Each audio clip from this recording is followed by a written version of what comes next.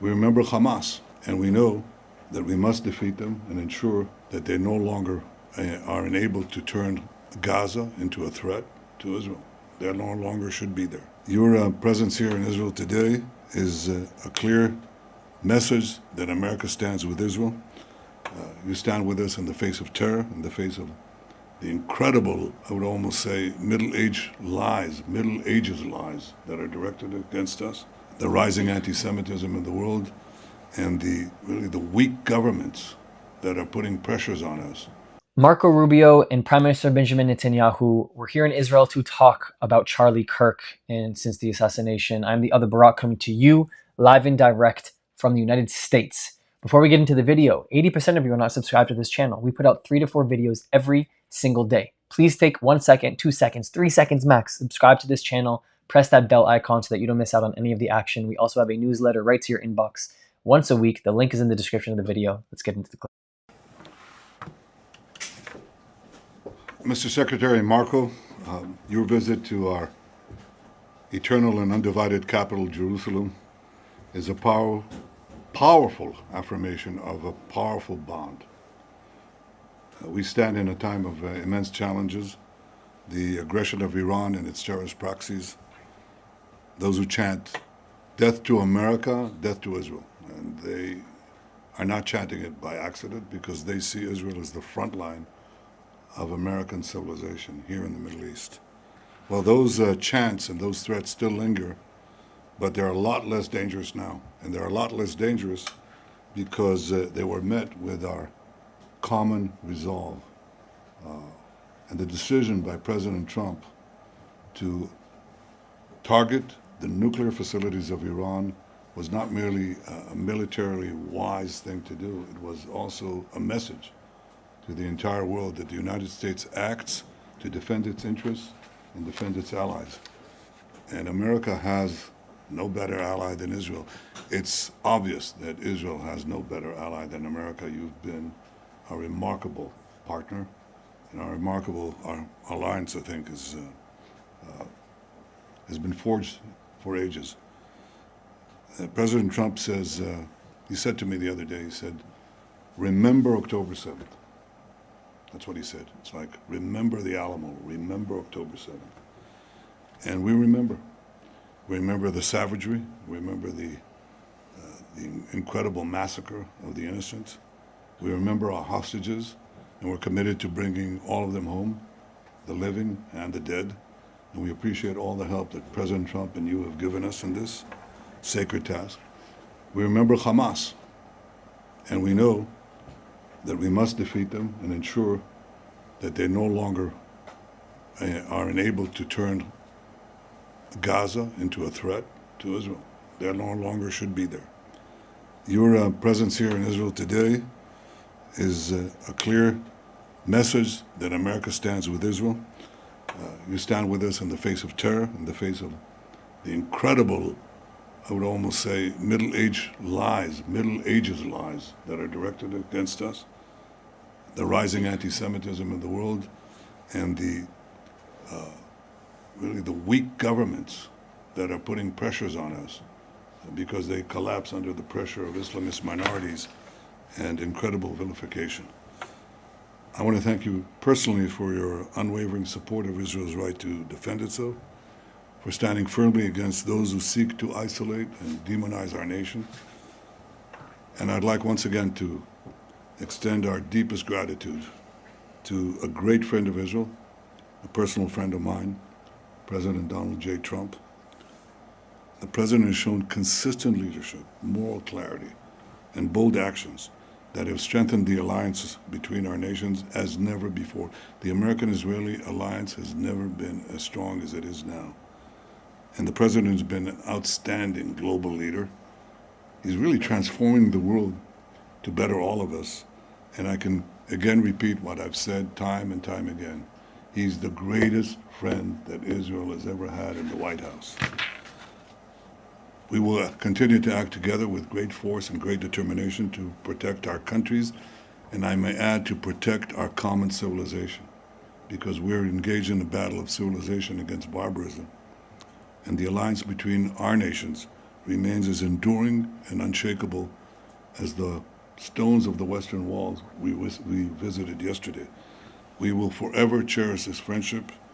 And I want to say, Mr. Secretary, thank you. May God protect you, bless you, and bless your family. May God bless America. May God bless Israel. And may God bless our enduring alliance. Thank you, Mr. Prime Minister. And first of all, let me say on behalf of the President of the United States, President Trump, I want to thank you for your friendship and for the friendship that Israel has shown towards the United States and so many issues we work on together that extend beyond the causes of war and peace, but advances in technology, advances in economics, and those remain strong and enduring and unwavering, and not enough attention gets paid to those links, the economic links, the cultural links. We're here today, by the way, later this evening to inaugurate and to open to the world perhaps one of the most important archaeological sites in the planet, and one that has deep meaning to so many people in the United States as well, in the Pilgrim's Road over at the City of David. And so it's an honor to be here and be a part of that. As far as the President's been clear on the ongoing issues in Gaza, and that is that every single hostage, both living and deceased, needs to be home immediately. Hamas can no longer continue to exist as an armed element that threatens the peace and security, not just of Israel, but of the world, and that the people of Gaza deserve a better future, one that cannot begin until Hamas is eliminated and until all of the hostages, both living and deceased, are home. I just want to take a moment. I'm going to make my screen a little larger here. I want to take a moment. If you have not figured out yet who to lean into from leadership perspectives with this war, please find me leadership in the pro-Palestinian, anti-Israel camp that continuously, openly, publicly reminds the public they are interested in the safety for Israeli people. They are interested in the safety for the Jewish people in Israel, that they are interested in preserving life in this place called Israel. You have American officials, Israeli officials, Jewish officials, non-Jewish officials, people across the world, when they have an opportunity to talk about what it is that they want for the people of Palestine, Gaza, whatever you want to call it, they are looking for their freedom. This is a massive sign to try and identify when you're listening to people in politics, in government, talk about this conflict, because you will not find this rhetoric from the other side. You just simply won't. You will actually find the opposite. You will find that they are looking to destroy, looking to dismantle, not looking to help the innocent brothers and sisters, moms and dads, like myself, as an innocent people, in Israel to survive. You just won't find it there. And these words really matter. And he remains committed firmly to that objective. And that's what we seek to talk about today, have talked about today, and will continue to talk about, and that is the road forward on how to achieve those things. Those objectives remain. Those objectives remain in place. Beyond that, obviously, we cooperated and were involved together just a few weeks ago on the issue of Iran and Iran's desire to possess not just nuclear weapons, but short and mid-range missiles with the capability of threatening our presence here in this hemisphere, in this region, and of course the safety and security of the Jewish state. But I would venture to say a threat that actually extends well beyond that to the kingdoms of the Gulf and eventually even into Europe. In fact, some of the missiles they're trying to develop now can already range countries in Europe. And so a nuclear Iran governed by a radical Shia cleric that possesses not just nuclear weapons potentially, but the missiles that could deliver those weapons far away, is an unacceptable risk, not just for Israel, not just for the United States, but for the world. And that is that's why the President continues with our campaign of maximum pressure. There will continue to be maximum economic pressure on Iran until they change course. That's why we are encouraged to see our partners in Europe begin the process of snapping back sanctions on Iran. They are clearly out of compliance with what was already a flawed deal to begin with. And we encourage them to continue down that road. We 100% support that. That is exactly what needs to happen. And we remain firmly committed, as I said, to the President's objective, which he's been abundantly clear on, and I want to repeat. At the end of the day, no matter what has happened or happens, the objective remains the same, and that is all 48 of those hostages, both living and deceased, need to be home. They need to be returned. They never should have been taken. What happened on October 7th was an act of unparalleled barbarism, and what's happened since then have been repeated acts of unparalleled barbarism on the part of Hamas. Hamas needs to cease to exist. as an armed element that can threaten the peace and security of the region. And the people of Gaza deserve a better future, but that better future cannot begin until Hamas is eliminated. That better future and that kind of peace is not even possible until the hostages are released, all of them, every single one.